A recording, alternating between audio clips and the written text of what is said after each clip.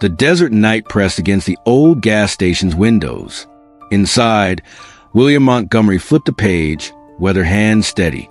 70 years of hard living had taught him one thing: trouble never knocks before entering. The bell sang steel against glass as 5 men pushed through the door like a storm front. Their leader, Rex Daniels, had shoulders that tested his leather jackets, seams and eyes that searched rooms for weaknesses. Behind him came Hawk, tall and lean with fingers that never stopped moving. Then Drake, built like a refrigerator with knuckles scarred from too many fights. Viper, the youngest with restless energy, snapping gum like gunfire. Last was Shadow, quieter, his eyes calculating escape routes and blind spots. William marked each one, without seeming to look up from his book. Decades in special forces had taught him to read men like maps, their movements, their intentions, the weapons they carried. His weathered fingers tightened imperceptibly on his book's spine. Rex approached the counter, boots heavy on the linoleum. "Evening, old-timer," he said, voice casual but eyes hard. "Nice quiet place you got." William nodded once, measured, giving nothing. "Too quiet, maybe," Rex continued, scanning the empty store. "Nobody around to hear anything." The others spread out, textbook flanking maneuver. William noted Shadow checking security cameras, Viper eyeing the register. "Just passing through," William said, his voice gravel over steel. "Like yourselves." Rex's smile tightened as he leaned over counter. "Old man, we're not here for gas." "Open the register." William set his book down deliberately, bookmarks sliding in place. "You boys sure about this path you're choosing?" Hawk snorted. "Listen to him. Thinks he's in a Western." "I've seen your type before," William said, gaze unwavering.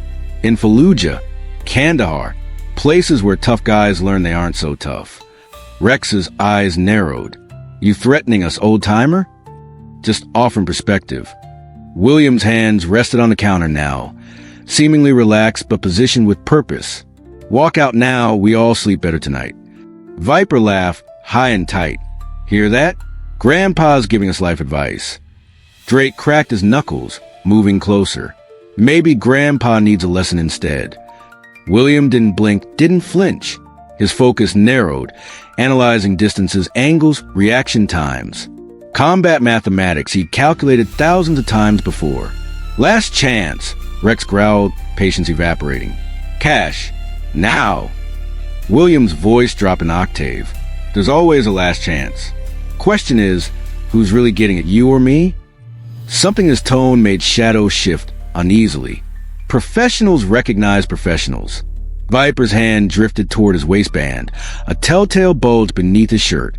"Enough talking." William's eyes caught the movement instantly.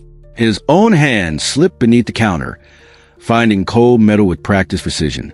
Not the store's revolver, his own M1911, carried across 3 continents, through nightmares that still woke him sweating.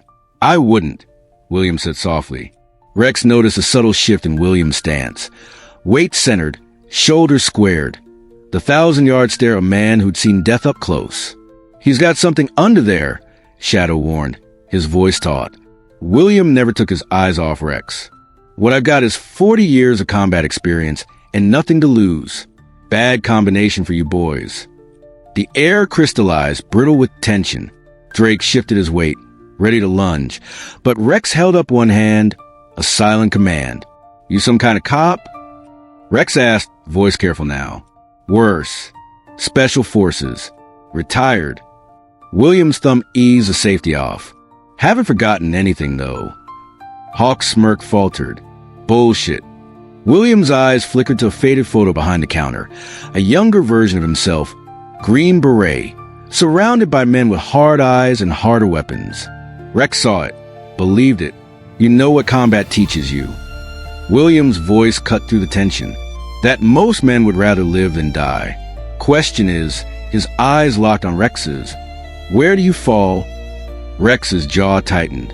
He'd built his reputation on never backing down, but the old man's eyes held something he recognized, death, familiar and patient. "We just want the cash," Rex said, voice lower now. "Nobody has to get hurt."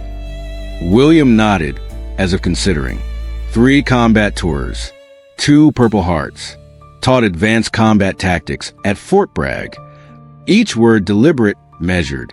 And now I've got stage for cancer. 6 months to live. The lie flowed easily, a tactical advantage. You understand what that means? William continued. I've got nothing left to lose.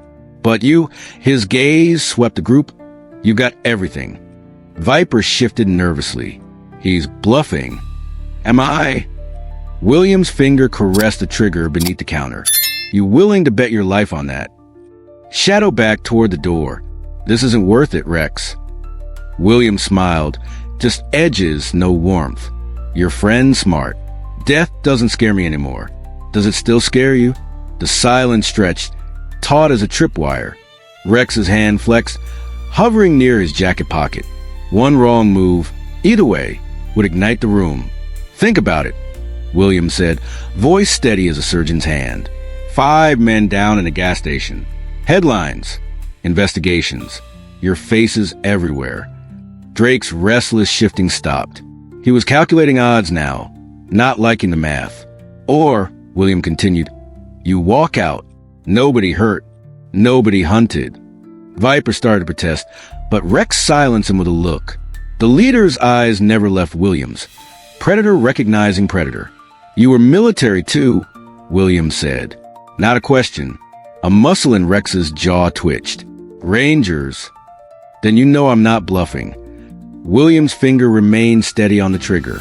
And you know exactly how this ends if you push. The moment stretched like heated glass, ready to shatter. Shadow had already eased toward the door. Hawk was rigid, waiting for a signal. Not worth it, Rex finally said, eyes still locked with William's. Not tonight. Stand down, he ordered his crew, voice hard enough to prevent argument. Drake cursed under his breath. Viper's face flushed with anger and embarrassment. Smart choice, Ranger, William said quietly. Live to ride another day. The bell jangled as they left, each backward glance loaded with unspent violence. Their motorcycles roared to life, engines screaming frustration into the desert night as they disappeared down the highway. William waited until red taillights vanished before slowly withdrawing his hand from beneath the counter. The M1911 slid back into its hidden holster, warm from his grip but unfired, just as it had remained through a dozen similar encounters since his retirement. His breathing slowed methodically, the same controlled rhythm he'd maintained in sniper hides from Baghdad to Kabul. William glanced at the photo that had saved his life tonight. Him and his team, Kabul 2002. 3 of them now dead, 2 from combat, 1 from what combat did to his mind afterward. The store returned to silence, but William knew better. Peace was just a temporary absence of visible threat. His fingers traced a scar beneath his shirt where a Taliban blade had nearly ended him 20 years ago. He picked up his book, finding his place with practiced ease. The desert night pressed against the windows again. Watching, waiting, William returned to his reading. Vigilance wasn't something you turned off. It was something you lived with, like breathing. 3 weeks later, the same motorcycles rumbled past the gas station without stopping. William noticed them through the window, saw Rex's momentary glance before the leader guided his crew onward to easier targets. Some predators remember where not to hunt. William Montgomery had survived deserts filled with insurgents, mountains patrolled by warlords, and now a quiet retirement most never expected him to reach. The gas station wasn't just income, it was his watchtower, his final mission. He'd seen too many brothers fall after returning home, lost without purpose. Not him. He'd found his post-war peace and vigilance in standing between chaos and ordinary lives. Perhaps true strength isn't in winning every battle, but in knowing which ones matter. William hadn't drawn his weapon. He'd offered a choice instead. Sometimes wisdom outweighs firepower. The desert night would bring new challenges tomorrow, as it always did. But tonight, an old warrior had prevented violence with nothing but presence and conviction. What would you have done facing 5 bikers? Would you have stood your ground or given in?